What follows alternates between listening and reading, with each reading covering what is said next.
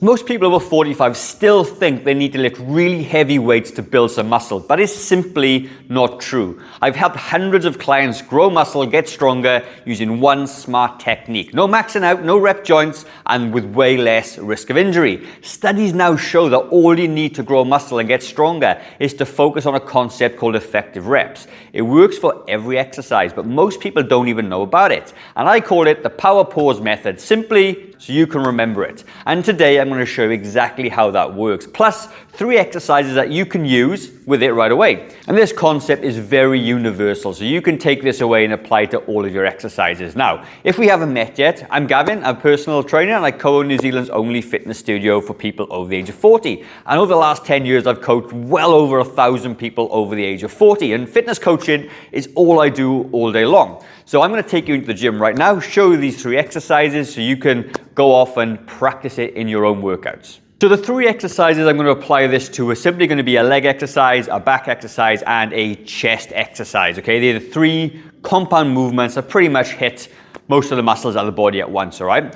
Now, the thing of it is, when it comes to effective reps, our muscles only know tension. They only know how much load is placed upon them. And you can manipulate the load on them by slowing things down or use isometrics or anything. But this one I'm going to show you today is going to basically be a pause, okay?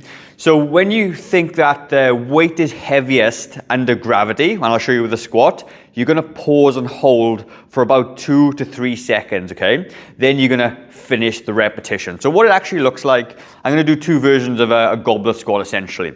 So you're going to hold the weight or no weight if you don't need it. Nice safe position. You're going to take your hips back. So when you're squatting, hips go back, then your knees, not your knees, then your hips, okay?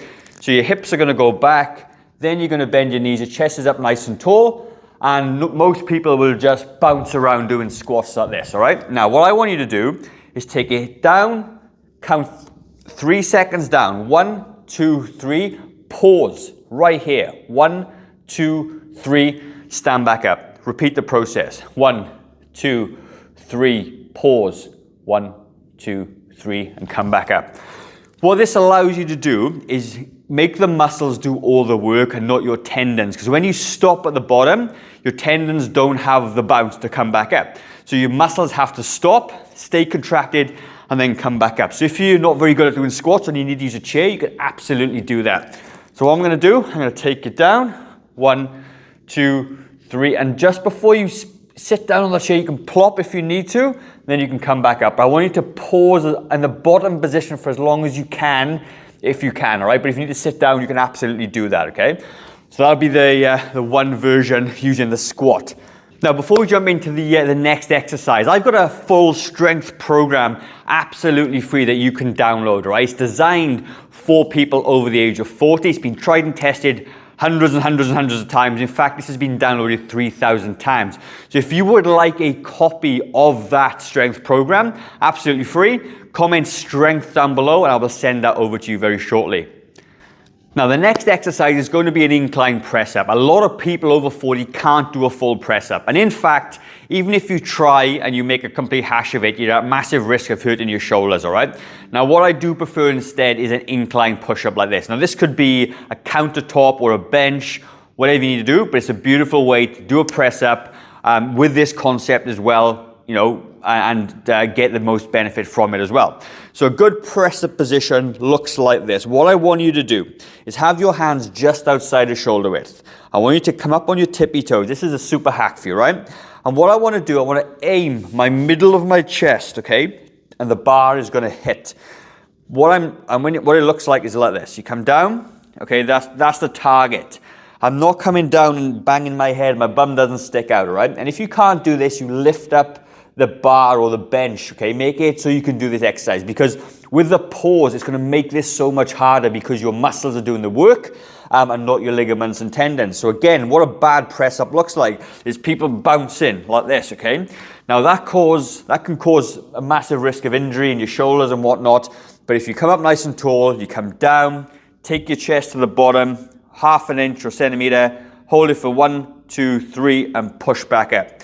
Again, slowly take it back down. 1, 2, 3, pause. 1, 2, 3, and then you can accelerate back up. take it down again. 1, 2, 3, hold. 1, 2, 3, and push back up. And you will instantly feel this exercise being way, way harder because your muscles are now doing all the work. You're not relying on the bounce effect from your ligaments or the speed. And again, you're gonna get the most from it with the least amount of injury as well. And even you guys that can do full press-ups from the floor, I guarantee if you did these with that pause at the bottom, you will be extremely humbled. I can actually do 20 to 30 or 30 press-ups non-stop. When I apply this, I'm lucky if I'm getting 12 to 15 out of it as well. So give that a try if you want, and let me know how you get on. All right, the next and last exercise we've got is something called a TRX row, or a suspension trainer row. You find these in the functional area of your gym, or you can buy them and strap them up to your door or something, but this is fantastic, versatile piece of equipment, all right? And what I want you to do is think about this now. How can you apply this to different exercises? So we know at the peak contraction, or the hardest part, that is when you're gonna pause. So I'm gonna come down into this position right here, take it down nice and low. I'm gonna take it up.